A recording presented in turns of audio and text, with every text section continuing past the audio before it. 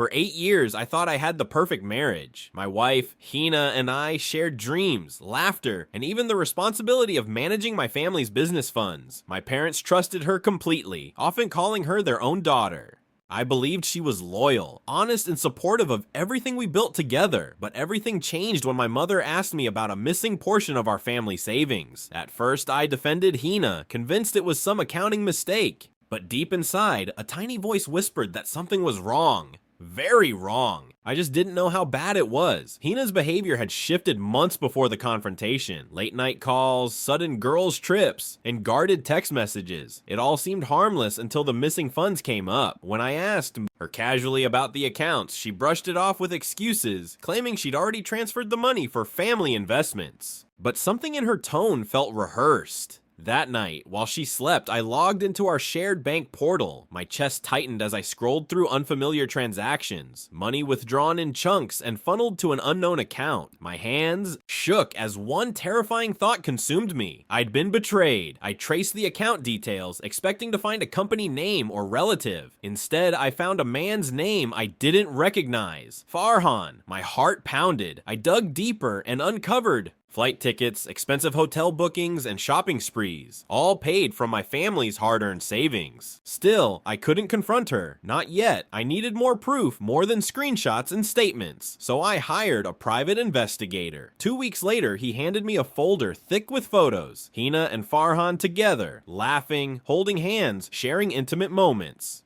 But one picture, more than the rest, shattered me beyond repair. Tucked inside the folder was an ultrasound photo dated 5 months ago, with Hina's name printed clearly at the top. My legs gave out as I dropped into my chair, struggling to breathe. She wasn't just cheating, she was pregnant. And worse, the investigator confirmed the child wasn't mine. Everything I believed about our marriage was a lie. That night, I stared at her as she slept peacefully, as though nothing had happened. Rage and heartbreak clashed inside me, but I kept silent. My revenge had to be precise. It had to break her the way she had broken me. I spent the next month securing my family's assets and shifting all legal ownership away from her.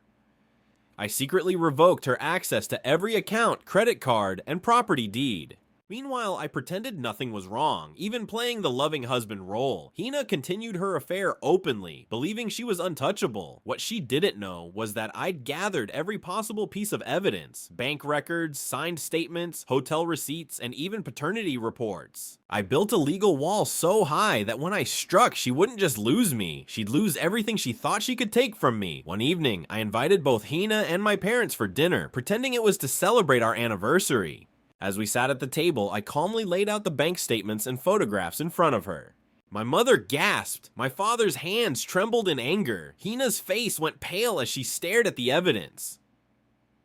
"It's not what you think," she stammered, but I cut her off. "Save it. You stole from my family. You lied. You carried another man's child." The silence was deafening. For the first time, Hina realized the game was over, but I wasn't done yet. The very next morning, my lawyer served Hina with divorce papers and a criminal complaint for embezzling family funds. Because I had gathered irrefutable evidence, the law was on my side. Not only was she removed from all accounts and properties, but she also faced financial penalties that stripped her of nearly everything. Farhan, the man she risked everything for, disappeared the moment her legal troubles began. She called me endlessly, begging to explain, pleading for forgiveness, but I never picked up. For years, she had plotted behind my back.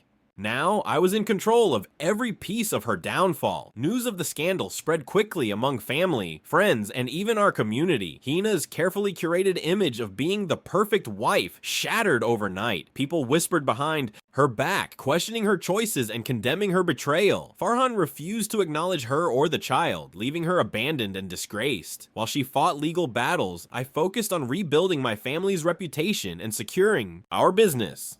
I didn't need to scream or seek revenge publicly. Her own actions had become her punishment. She thought she'd gain freedom and wealth, but all she got was shame and loneliness she couldn't escape. Months later, the divorce was finalized. I regained full control of my family's assets and invested in growing the business further. My parents, though heartbroken, stood proud that I handled everything with dignity and strength. Slowly, life became lighter. I began traveling, meeting new people, and rediscovering myself beyond the betrayal. One evening, I learned through a friend that Hina had given birth. Farhan never showed up, and she was raising the baby alone in a small rented apartment. A part of me felt sorry for the child, but for Hina, I felt nothing, not even anger. She chose this path. Looking back, I realized the sweetest revenge wasn't destroying Hina, it was rebuilding myself without her. I rose stronger, wealthier, and more respected than ever, while she sank into the consequences of her lies. The funds she stole were recovered, the damage repaired, and my family stood united again.